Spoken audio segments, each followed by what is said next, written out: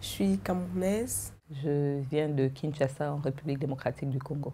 Je viens d'Algérie, de Mostaganem. Je suis née à Madia, en Tunisie. Je viens de France. Je suis d'Abidjan, Côte d'Ivoire. J'ai vécu 20 ans en Iran. Je viens d'Antananarive, de Madagascar. Je viens d'une ville du nord de la Jordanie qui s'appelle Erbed.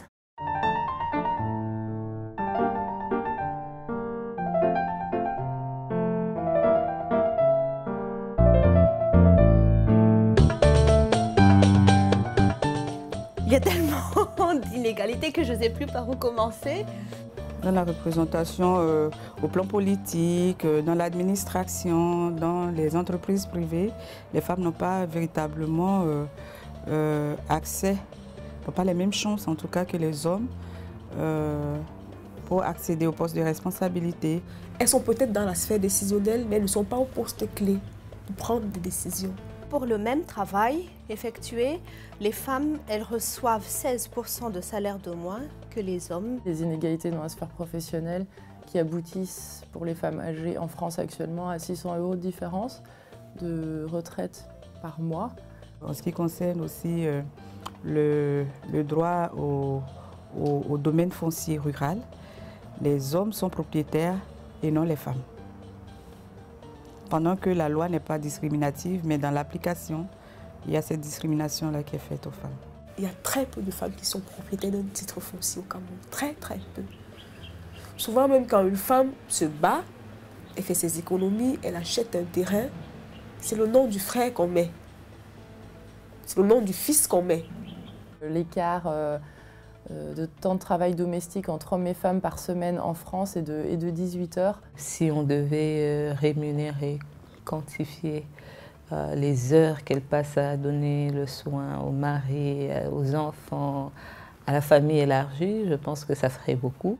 Et troisième inégalité, je dirais les violences, mais qui sont vraiment en lien avec les deux précédentes que je viens de citer, puisque une femme qui n'est pas autonome financièrement ne peut pas s'extraire des violences, ne peut pas avoir d'autonomie, ne peut pas peut-être retrouver un logement ou voilà, passer un permis de conduire ou s'acheter un nouveau véhicule, enfin tout se tient. En raison de la culture qui veut que l'homme soit à la tête de la femme, les violences conjugales sont aussi, restent encore très problématiques.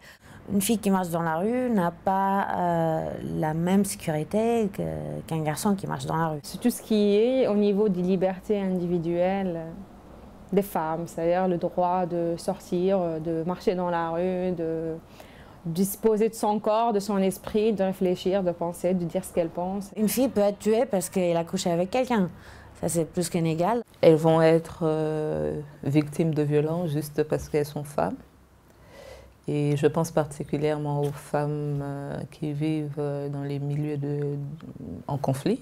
Dans les lois, les femmes sont considérées la moitié d'un homme. Ça a été écrit dans le brouillon de la Constitution que la femme, elle est complémentaire à l'homme et que si par exemple elle a envie de sortir, elle va faire quoi que ce soit, elle va demander à son père, à son frère, à son mari, avoir l'autorisation. C'est quand même incroyable. Pourquoi est-ce qu'un homme qui se bat, ou bien disons une faction rebelle qui se bat avec une autre faction rebelle, irait violer tout un village de femmes?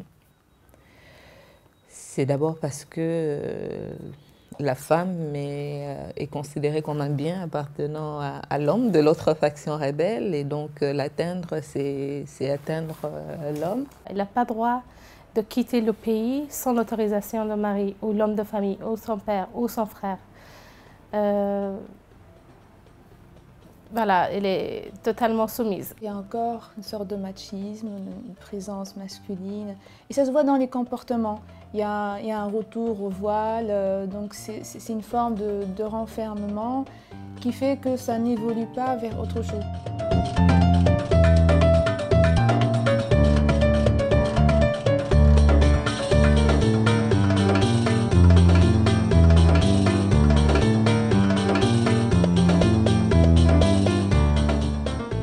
Et il y a d'autres inégalités qui sont plus subtiles, beaucoup plus sournoises même. Donc, on dit à la femme, c'est bien, il n'y a pas de souci, il n'y a pas de problème, tu es une femme, tu peux faire tout ce que tu veux jusqu'à ce qu'elle veuille le faire.